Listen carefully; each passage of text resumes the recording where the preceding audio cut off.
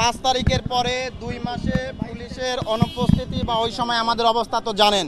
এই 2 মাসে এই জেনেভা ক্যাম্প একটা জাহান্নামে পরিণত হয়েছিল। 8টা মার্ডার হয়েছে ওই সময়ে। ধরেন এরপরে 2 মাস পরে তোসি সাহেব আসে, আমরা আসি, আমি প্রায় 7 মাস, আমার এসি প্রায় 6 মাস, ডিসি স্যারও প্রায় 7 মাস। এই গত 10 মাসে আমাদের প্রতিনিয়ত অভিযান, দিনে অভিযান, রাতে অভিযান, একদম শেষ রাতে অভিযান। ওরা জানে যে আমরা থানায় যত পুলিশ থাকে একদম বাইরে নিয়ে সব চলে আসি এবং অভিযানের ফলে প্রতিদিন গতকালকে আমরা 46 জন ধরছি এবং ধরে বিভিন্ন অপরাধে এরা যুক্ত।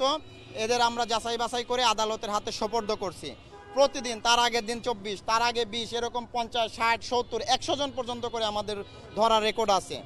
এর ফলে গত 10 মাসে এই মানে বাংলাদেশের সবচেয়ে অপরাধের একদম আতুরঘর যদি বলা হয় এই বিহারি ক্যাম্প বা এই জেনেভা ক্যাম্প। এই জেনেভা ক্যাম্পে কোনো মার্ডারের ঘটনা ঘটে নাই, বড় ধরনের কোনো ঘটনা ঘটে নাই। এদের যে কয়েকটা গ্রুপ আছে, ধরেন বুনিয়া সোহেলের গ্রুপ, সোয়া সেলিমের গ্রুপ, পিচ্চি রাজার গ্রুপ, এরপরে সান্নুর গ্রুপ, আরেকটা ছিল সৈয়দপুরিয়া বাবুর গ্রুপ। প্রত্যেকটা গ্রুপে ধরেন 80% শক্তি, 80% সামর্থ্য, 80% লোককে আমরা ধরে আদালতে সোপর্দ করছি। এদের একদম শেষ পর্যায়ে চলে আসছিল। আমাদের ইনফরমেশন হলো যে এরা শেষ সময়ে এসে তাদের মৃতপ্রায় অবস্থায় এরা সবাই একত্রিত হয়ে গেছে। তারা বুঝতে পারছে যে আলাদা আলাদাভাবে থেকে পুলিশের বিরুদ্ধে টেকা যাবে না। এই কারণে তারা একত্রিত হয়ে আজকে একটা শোডাউন করছে সব গ্রুপ মিলে। এই শোডাউনে এখানে একজন ছেলে মারা গেছে, প্রথমে আহত হয়েছে, পরে চিকিৎসাধীন অবস্থায় মারা গেছে।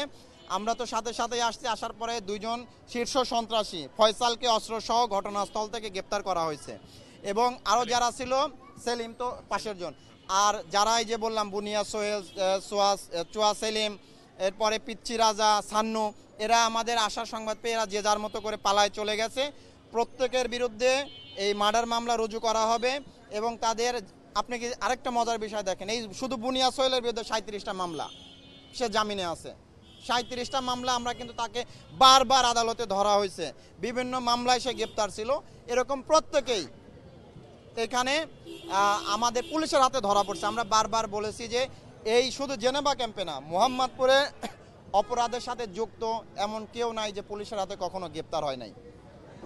এই যে কিছুদিন আগে 2টা মার্ডার হলো, এদের আমরা কয়দিন আগে আমরা ধরে পাঠাইছিলাম, না না না 1-1.5 মাস আগে আমরা আরেকটা মামলায় ধরে তাদের পাঠাই দিয়েছিলাম কোর্টে, কিন্তু কোর্ট থেকে জামিনে আসার পরে তারা আবার অপরাধের সাথে যুক্ত হচ্ছে। আমরা মাত্র 180 থেকে 90 জন পুলিশ মোহাম্মদপুরে প্রায় 15 লক্ষ মানুষের জান মালের সার্বক্ষণিক নিরাপত্তা দিচ্ছে। এর ফলে হচ্ছে কি আমাদের দিন রাতের কোনো ইয়ে নাই। এই আমরা রাতে আসি না, দিনে আসে, ওরা জিজ্ঞাসা করেন, ওরা জানে যে আমরা দিনে আসি, রাতে আসি, আমাদের ঘুম নাই, খাওয়া নাই, পড়া নাই, আমাদের প্রত্যেকের অবস্থা কাহিল। তারপর ওই যে আমরা যারা আসছে, আমাদের মনে হয় আজকে প্রায় 50 জনের মতো পুলিশ থানায় যা যা ছিল সব নিয়ে আসছে। ফলে আমরা একদিকে সবাই মিলে গেলে আরেকদিকে অরক্ষিত হয়ে যায়। অল্প পুলিশ নিয়ে আমরা আমাদের যতটুকু সামর্থ্য আছে সর্বোচ্চ চেষ্টা করতেছি। এই চেষ্টা করার ফলে আজকে মোহাম্মদপুর এই জেনেভা ক্যাম্প আজকে পর্যন্ত শতভাগ আমাদের নিয়ন্ত্রণে ছিল। এই মৃতপ্রায় গ্রুপগুলো একত্রিত হয়ে আজকে একটা শোডাউন দিছে। আমরা যেভাবে আমরা কথা বলছি, আমাদের সিনিয়র স্যারদের নির্দেশ হলো এটাই এদের লাস্ট এবং এটাই ওদের ফার্স্ট শোডাউন এবং এরাই এখান থেকে খতম হয়ে যাবে। মানে এদের গ্রুপগুলো ছিন্ন বিচ্ছিন্ন করে ফেলবো আমরা ইনশাল্লাহ। অবশ্যই আছে, আমরা তো প্রতিদিন অভিযান চালাচ্ছি। আজকে 7টা আবার অভিযান শুরু হবে। এখানে যৌথ বাহিনী থাকবে, র্যাব থাকবে, পুলিশ থাকবে, পুলিশের অন্য যারা ইউনিট আছে তারা থাকবে এখানে। অভিযান এখন আর বললাম তো যে এটাই আজকে শোডাউনই এদের লাস্ট এবং আজকে এদের ফার্স্ট। এই গ্রুপ এখানে এর ইতিহাস শেষ হয়ে যাবে। আমাদের কাজ না, আমি বলি যেখানে পয়সা খরচ আছে সেখানে পুলিশের কোনো ভূমিকা নাই, কারণ আমরা কোনো পয়সা পাইও না সরকারের থেকে, আমরা কোথাও খরচও করি না। সরকার আমাদের যেভাবে দেয় আমরা সেভাবে ব্যবস্থা নেই। এই যে তাকায় দেখেন 5 তালা হওয়ার কোনো সুযোগ আছে কিনা আইনে আমরা জানি না। পুরো জেনেভা ক্যাম্পে আপনারা কারা কারা ঢুকছেন দেখছেন না, পুরো এর একটা ভয়াবহ অবস্থা। মানে এর মধ্যে যে মানুষ ঢুকে কোথায় কোন দিক দিয়ে থাকে, মানে আমরা তো প্রতিদিন যাই তো ভাই, এখন আমরা ওদের জেনেভা ক্যাম্পের বাসিন্দা হয়ে গেছি। এরকম অলিগলি সব আমাদের চিনতে হচ্ছে, কিন্তু ওই যে ওরে ঢুকাই দিবেন এখানে, ও 30 সেকেন্ডের মধ্যে ওই পাশে চলে যাবে। আপনার লাগবে 3 দিন, আপনার 3 দিন লাগবে ওই পাশে পথ খুঁজে খুঁজে, ও 30 সেকেন্ডের মধ্যে চলে যাবে। এখানকার অপরাধীরা এত বেশি দক্ষ, প্রত্যেকটা দেখেন ওই যে ছাদের সাথে আরেকটা ছাদ কানেক্টেড। এবং এই অত্র অঞ্চলে এর আগে আমরা যেটা শুনেছি যত অপরাধ হইতো ওই অপরাধীগুলো এখানে থাকতো, তাদের অস্ত্র এখানে থাকতো, তারপরে যত মাদকের ডিল সব এখান থেকে হইতো। এইটা আমরা ধরেন যে আমাদের শতভাগ নিয়ন্ত্রণে রেখেছি। তারপরও আজকের যে ঘটনা ঘটেছে এটা আমাদের জন্য আরেকটা শিক্ষা হিসেবে আমরা নিব। এটা এমনভাবে এদের শিকড় সহ আমরা উচ্ছেদ করব যাতে ইনশাল্লাহ আর ভবিষ্যতে এরা এখানে আসতে না পারে। তবে এই জন্য আমাদের ধরেন আপনাদেরও সহযোগিতা দরকার। আপনারা দেখছেন যে আমাদের সাথে যারা গেছেন আমাদের আসলে লোকজন সহযোগিতা করতে চায় না, এটা একটা আমাদের মানে নেগেটিভ সাইড। দেখেন যে পিচ্ছিরা আসে কিন্তু এখানে কেউ কোনো কথা বলে না, এটা এরকমই যার যার মতো। তারপরও আমরা আমাদের ছোট সামর্থ্য অল্প সামর্থ্য নিয়ে আমরা তো চেষ্টা করতেছি এবং আমাদের চেষ্টা 100তে 100 সফল। আমার নাম জুয়েল রানা, আমি এই জোনের এডিসি হিসেবে আছি। মেহেদি হাসান এই জোনের এসি হিসেবে আছে।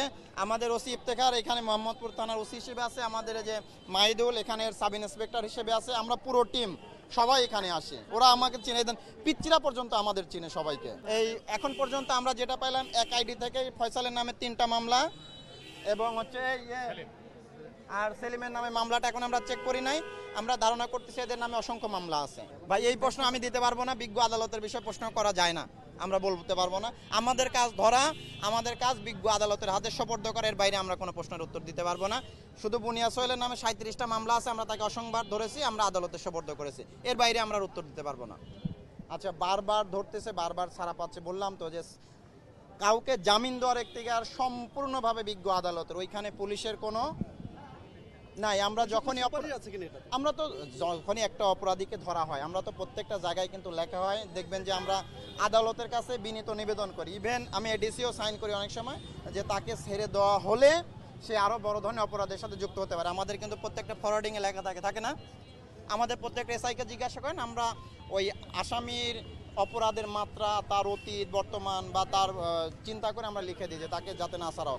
এখন বিজ্ঞ আদালত যেটা উত্তম মনে করেন সেটা সিদ্ধান্ত নেন, এই বিষয়ে আমরা কোনো উত্তর দিব না। ও শোডাউনে আপনারা যখন যে ওরা জানে যে ও তো এক পাশে ছিল না, এক পাশে ছিল, ওর নাম হচ্ছে শাহ আলম, বয়স 15। ও যখন ওরা শোডাউন দিচ্ছিল তখন ওই যে ওরা তো শোডাউন তার দিনব্যাপী দেয়নি, বের হয়ে চলে গেছে, ও হয়তো সামনে পড়ে গেছে, ওর ওই যে 2টা কোপ লাগছে যতদূর আমরা দেখেছি। এখন আমি সরাসরি লাশ দেখতে পারি নাই, লাস্ট আমরা আসার আগে সোহরাওয়ার্দী মেডিকেলে পাঠানো হয়েছে, ওইখানে চিকিৎসারত অবস্থায় মারা গেছে। হ্যাঁ, জেনেভা ক্যাম্পে ওই যে এই সেলুনে কাজ করে না, এইখানে ভাই ওইভাবে বলা যায় না, কারণ এখানে এত বেশি গ্রুপ, এত বেশি গ্যাং বলেন, মাফিয়া বলেন, সিন্ডিকেট বলেন, শত শত, কে যে কোন গ্রুপের এটা বলা যায় না। আজকে সে না কালকে হয়ে যেতে পারে। ওই যে আমরা একটা পাইছি, চাপাতি পাইছি, দেখছেন না, দেখেন না, ভিডিও নেন নাই, আমরা গ্রুপে দিয়ে দেবো ভিডিও, একটা চাপাতি পাইছি। এখন আমাদের অভিযানে আমরা আসার সাথে সাথে তো বললাম তো যে এই ভেতরে যারা আমাদের সাথে যে সকল সাংবাদিক ভাইরা ঢুকছিলেন, এখানে আপনারাই বলছেন যে এর মধ্যে মানুষ থাকে কি করে, আর এর মধ্যে আপনারা অভিযান চালান কিভাবে। মানে এখানে এক ঘরের সাথে আরেক ঘর কানেক্টেড, কোন ঘরে কে কোন কিভাবে থাকে কেউই জানেন।